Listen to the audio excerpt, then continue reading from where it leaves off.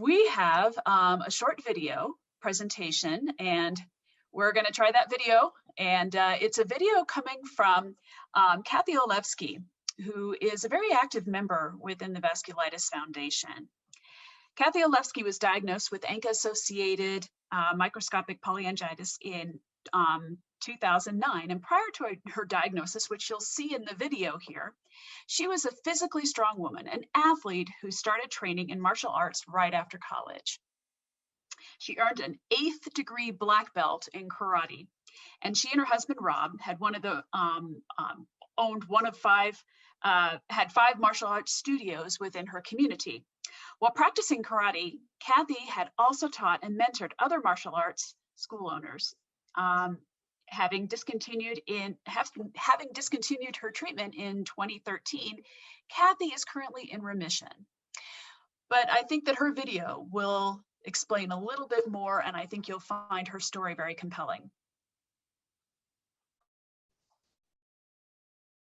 As an athlete, I was sure I was going to live and be that little old lady at 90 who was still working out, and then all of a sudden everything went wrong, and my whole life changed.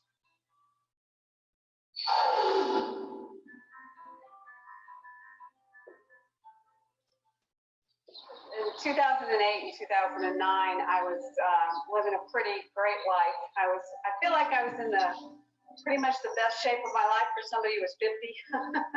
I was enjoying my career and enjoying being very physically active and doing fun things with my husband on the weekends. And I started having just a whole range of symptoms. I'm sure everybody with vasculitis knows there's like all these different things that happen to you, but some was pain and breathing problems and all sorts of things. Right after I got the diagnosis, the feelings that first happened to me were I was scared. I didn't feel very optimistic about my future. I'd seen statistics on this disease, and I felt like I wasn't going to have the years that I wanted to have. The Vasculitis Foundation gave me a lot of information that I'd never seen before. I think a lot of people don't know how much the Vasculitis Foundation actually does, because I didn't know. They have symposiums like where I met a truly great friend and started my education of actually what this disease is. They have podcasts on every topic for both caregivers and patients. They have the Road to Wellness series, and then there's all kinds of videos that are already up on their website. They have a Find a Doctor tab on there. So if you're living in an area that you're not sure who the best person is to go see to get proper care of your vasculitis, that's kind of an amazing resource that they've put together. It's just the main go-to source for information about vasculitis in general. So now I'm 11, 12 years into this journey, and I'm 7 years in remission off treatment. Prior to getting diagnosed, I was a martial artist, and I'm still a martial artist. I've been able to travel all over the world with my husband teaching. My husband and I celebrated our 40th wedding anniversary recently, and we are able to do the things that I wasn't sure I'd ever get to share with him again. We've been hiking off the Blue Ridge Parkway, seen a lot of waterfalls. I would say life is good, and I'm lucky, and I'm happy. I'm so thankful that the Vasculitis Foundation was there for me. It's more than just an organization. It's something that's making it possible for us all to get well and to live longer lives. And I can't imagine what my journey would have been like without the Vasculitis Foundation.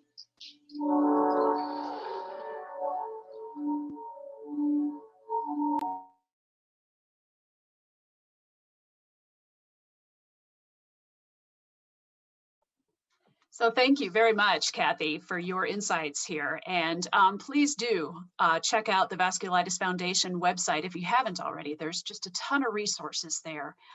So I invite you to check it out and learn all you can from the Vasculitis Foundation website. Okay, so coming up, we have a presentation that I'm very excited about. I wish that when I was first diagnosed, I had this talk. This was a talk that I really feel like I could have benefited from.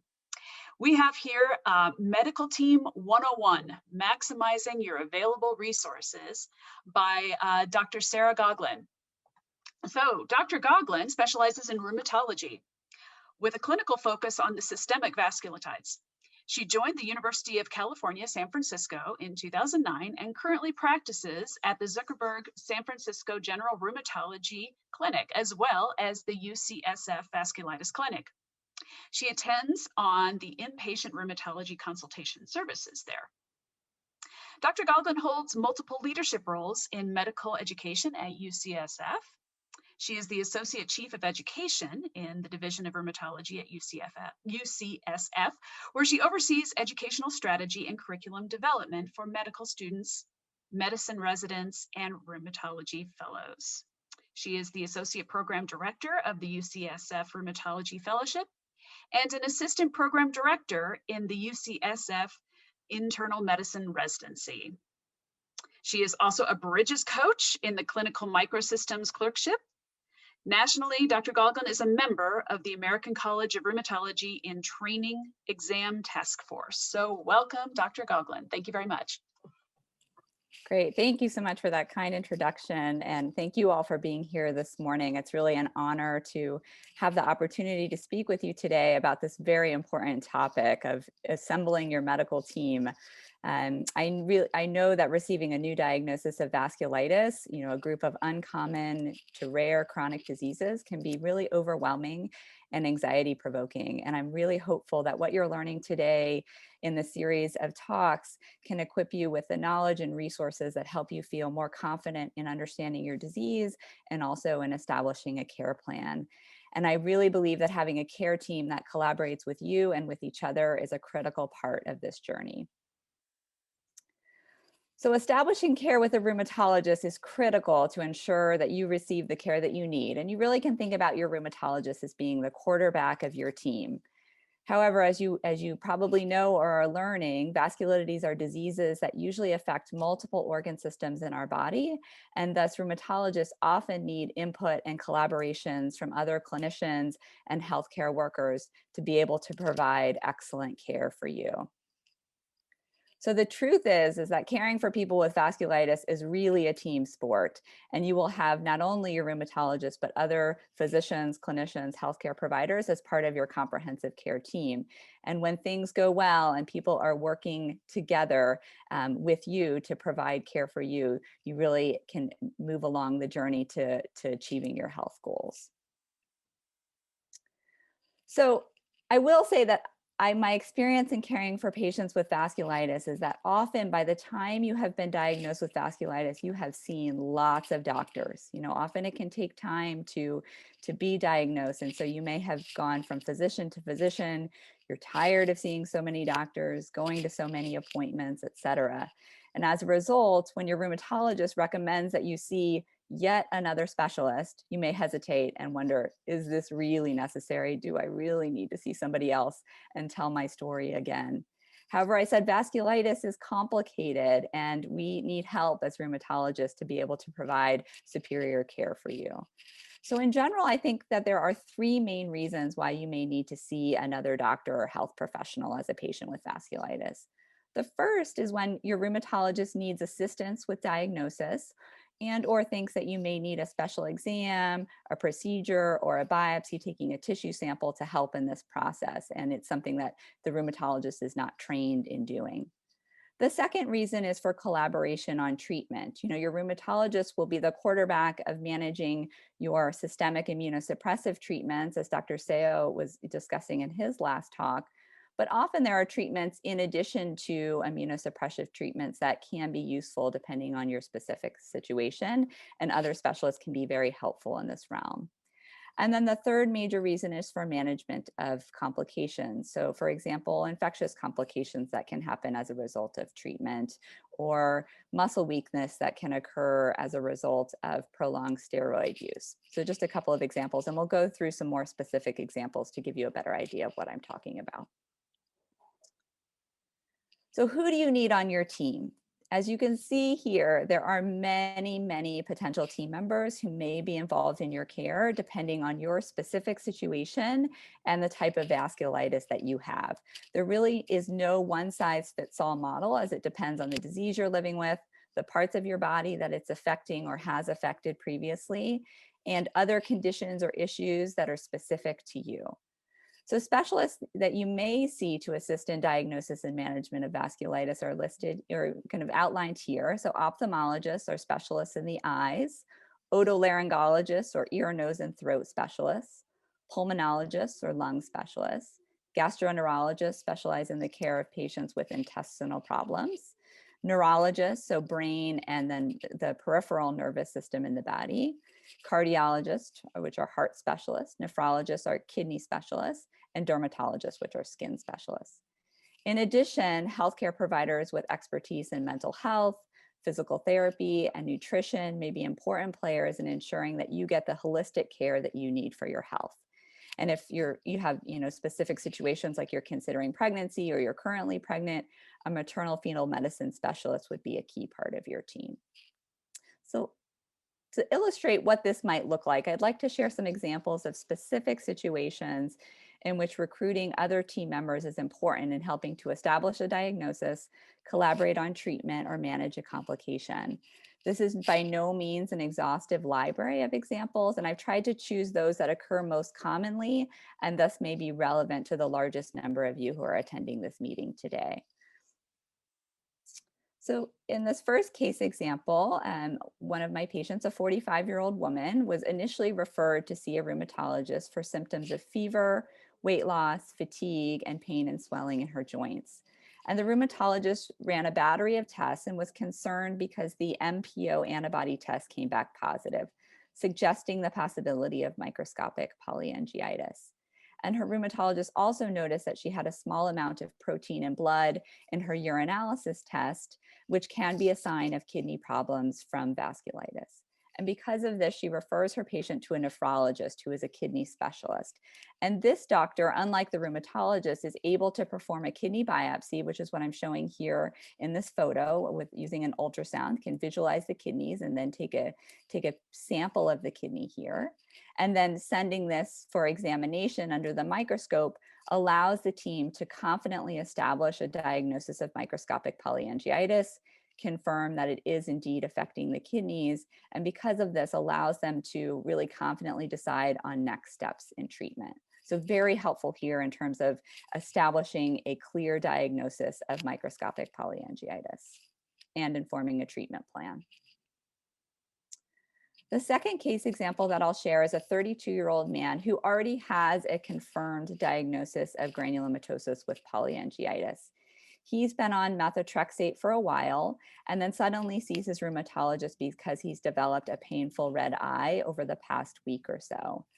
His rheumatologist is not exactly sure what the cause is, but is concerned about the possibility of vasculitis versus an infection affecting the eye, and so refers him urgently to see an ophthalmologist who is a specialist in eye diseases. And that specialist is able to do a slit lamp exam, which rheumatologists are not trained in doing, and some other specialized diagnostic tests that confirm the diagnosis of scleritis or inflammation of the covering of the eye caused by the patient's underlying GPA. And the ophthalmologist is able to prescribe steroid drops for short-term treatment. And in addition, the rheumatologist decides to switch the patient from methotrexate to rituximab. So again, here, having this specialist on your team allows confirmation of a diagnosis and the fact that it is indeed related to the underlying diagnosis of GPA. The specialist is able to provide some adjunctive treatment with the steroid drops. And then overall, this collaboration allows the rheumatologist to make decisions about changing systemic treatment for GPA. The next case is a 70-year-old woman with GPA who comes in to see her rheumatologist, and she tells her that she started to experience progressively worsening shortness of breath. She has a CT scan of her neck, which I'm sorry is a little bit cut off here on the slide, but it shows narrowing up here in her airway. And so she's referred to an otolaryngologist, which is an ear, nose, and throat specialist. And that specialist is trained in doing a special diagnostic procedure called a flexible laryngoscopy. So the physician, the otolaryngologist, can take this camera and look deep down into the patient's throat and even down into the airways. And this allows the doctor to confirm that the patient has significant airway narrowing and inflammation. And then she schedules the patient for actually a surgical procedure to open up that narrowing using a laser and a balloon. So all of these things are things that rheumatologists do not have expertise in, and we really rely heavily on our colleagues in otolaryngology to assist here, both with diagnosis of the subglottic stenosis or airway narrowing, confirmation that it is indeed severe, and then assistance with management with a surgical procedure.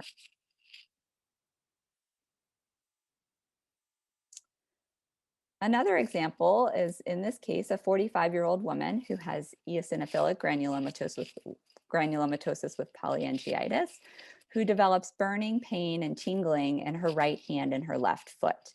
And she also feels that her right hand is weaker than normal. Her rheumatologist then refers her to a neurologist who's a specialist in diseases that affect the brain, the spinal cord, and then the nerves throughout the body. And that doctor is able to perform a detailed neurologic exam and also a specialized diagnostic study called an electromyogram nerve conduction study, or EMG-NCS. And these exams together are strongly suggestive of vasculitis affecting the nerves from her underlying eGPA. And thus her rheumatologist increases her dose of prednisone and recommends changing her systemic treatment for her eGPA. So again, very helpful here to have a collaboration with a specialist outside of rheumatologists to confirm vasculitic involvement of the nerves and assist with the decision-making about changes in therapy.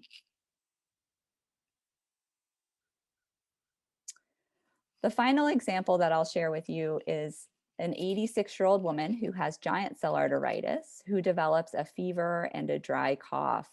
And she is on a medication called tocilizumab for her GCA. So her rheumatologist orders a CAT scan of her chest, which shows what's called a cavitary lung nodule. So here in this image, kind of this big nodule with a hole in the middle. And she is referred to a pulmonologist after that scan results, who then performs a bronchoscopy. So that's a procedure where the doctor uses a flexible long camera to look deep down into the airways and also take samples and test for different types of infection. And as a result of those, is able to diagnose her with a specific type of fungal pneumonia. And then she's referred to an infectious diseases specialist who recommends a specific course of treatment for this lung infection. So you can see here, this is a case in which actually 2 additional specialists would be very helpful in providing excellent care for this patient to understand what the underlying cause of the lung nodule is, and then another specialist who can recommend the appropriate treatment for this condition. So now that we've discussed why a team approach is necessary, who might be on your team, and some examples of what specific team members can offer, let's touch on a few key aspects of what makes a team successful. And I really think that these aspects are so critical in helping you achieve your health goals as they relate to vasculitis and beyond. So number 1 is communication. So ensuring open channels of communication between you and your doctors and other healthcare providers, as well as between those people, is so critical. We all know that we live in a country with, unfortunately, an extremely fragmented healthcare system, which can have negative implications for coordination of care and health outcomes for our patients. And so as a result, If it's possible to see physicians within a single institution, this can be helpful because communication in those settings is often easier and more effective because they're using the same electronic health record. They often know each other well professionally, and all of these things kind of oil the wheels of communication. I completely recognize, though, that that is not always possible, and that does not mean that communication should not and cannot occur. If you are seeing physicians and other providers in different systems, I recommend asking your doctors at each visit that they send their note from the office visit to the other people that are intimately involved in your care, so that everyone stays on the same page and understands the changes that are happening in your health and in the plan of care. And in addition, I'll just make the point that many health systems have gone to a system of what's called open notes, where you're able to directly access your note from each visit through your patient portal without having to do what you used to have to do, which is go to like medical records to request this. So this allows you in real time to directly provide information to others about your health. If, for example, your rheumatologist didn't receive the last note from your ophthalmologist, your eye specialist. And, you know, physicians on an individual basis will do different things as well. So for example, I try to provide my cell phone and email to other physicians with whom I'm collaborating outside of UCSF, really to reduce the barriers as much as we can in reaching each other. You know, you all have busy lives, your physicians and other healthcare providers have busy lives, and when they have to call another office and wait on hold to speak to someone else that's participating in your care, it can be really challenging. So anything that we can do to open up those channels of communication is so important to be able to provide excellent care for you. And really nothing replaces picking up the phone and having a conversation about a patient's care to ensure that we're on the same page, clear up any confusion, and learn from each other. The number two, in terms of what's important in having a successful team, is expertise. So as you know, the vasculitides are uncommon to rare diseases, and many physicians you may have encountered don't have much, if any, experience caring for patients with them. So when possible, seek out those that do. This often will entail being seen at an academic medical center, many of which have dedicated vasculitis clinics or centers with not only rheumatologists who specialize in vasculitis, but other specialists as well who have expertise in caring for patients with vasculitis. And I'll say that, you know, it does not mean that you have to necessarily transfer all of your care to that center. Many are more than happy to partner with our community rheumatology colleagues to provide coordinated collaborative care for patients. So I often have patients that will continue, you know, who live far from San Francisco, who will continue to see their local rheumatologist who's nearby on a very frequent basis, and then come to the University Vasculitis Center for a consultation or a check-in less frequently. And this brings me to the third aspect of a successful team, which is asking for help and support when needed.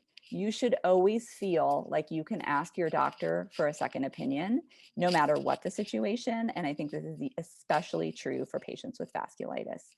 Given how uncommon these diseases are, many rheumatologists may not see many patients with vasculitis each year. In addition, as you heard from Dr. Seo's excellent talk, the field is rapidly evolving, and it can be challenging to keep up with these changes as a rheumatologist who's caring for patients with the spectrum of rheumatologic diseases.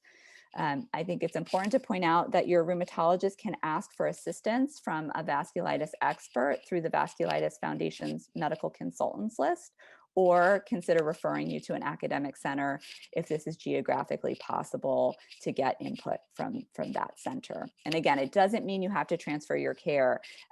Many times our patients will have their local trusted rheumatologist with whom they are receiving excellent care. They have a great relationship, and they just want to check in at a vasculitis center to make sure that they're doing well, that we're on the right track in terms of the treatment plan, and can be seen less frequently there. And then finally, I truly believe that the fourth aspect of a successful team is maintaining a relationship with your primary care provider as a primary team member in all of this. While they are not an expert in vasculitis, they really play such a key role and can be so helpful in working hand in hand with your rheumatologist and other team members to ensure that all aspects of your health and well-being are considered. And in addition, they play an important role in your healthcare maintenance plan, such as ensuring your vaccinations are up to date, which is so important for our patients who are on immunosuppressive therapy, in addition to making sure that you've had your necessary age-appropriate cancer screenings. So, continue to see your primary care doctor. I sometimes find that for my patients with vasculitis, they consider their rheumatologist their primary care doctor, which we certainly can play some of that role, but we do not have the extensive training in primary care that primary care providers have. So working hand in hand with your rheumatologist and your primary care doctor is definitely recommended. So I wish you all the best in this journey, and I hope that you can all assemble your own medical teams comprised of caring individuals that will partner with you and work collaboratively with each other to help you achieve your health goals. So thank you all so much for your attention, and to the Vasculitis Foundation for this opportunity to speak with you today. I think we have some time for questions if any have come up, but please don't hesitate to contact me here. I've provided my email address if there are additional questions that you have, and I hope that you enjoy the rest of the conference. Thank you so very, very much, Dr. Goglin. We did have a question in the Q&A section that I wanted to pose to you. We had here a question. If I understand correctly, are you saying that even after diagnosis and treatment, new and additional symptoms can develop over time? Is this correct? That's an excellent question, and it is correct. So that's why it's really important to, continue to follow with your rheumatologist, who will be monitoring closely for evidence of new organ systems in the body that weren't previously affected, to see if they are developing signs of vasculitis now. And if that does happen, then it may require consultation with another specialist, first to confirm that it truly is vasculitis causing the problem, and then to help assist with decision making about treatment. Great, thank you. Sure. And I guess there was one other question. Someone had mentioned hematology is perhaps another area. Can you speak to that a little bit? Sure. So I think I see here asking a question about hematologists specifically for cryoglobulonemic vasculitis. It does depend. So there are situations in which patients with cryoglobulonemic vasculitis need plasmapheresis or plasma exchange, which Dr. Seo talked about in his talk. And the hematologists are the doctors that specialize in that. So we would partner with them to provide that treatment. And in some situations, it's not true for everyone that has cryoglobulonemic vasculitis, but for people that have severe, for example, lung or kidney involvement, we often consider that. Great, thank you. Sure. Just checking to see here for a couple of the other. Do you recommend the flu vaccine for newly diagnosed GPA?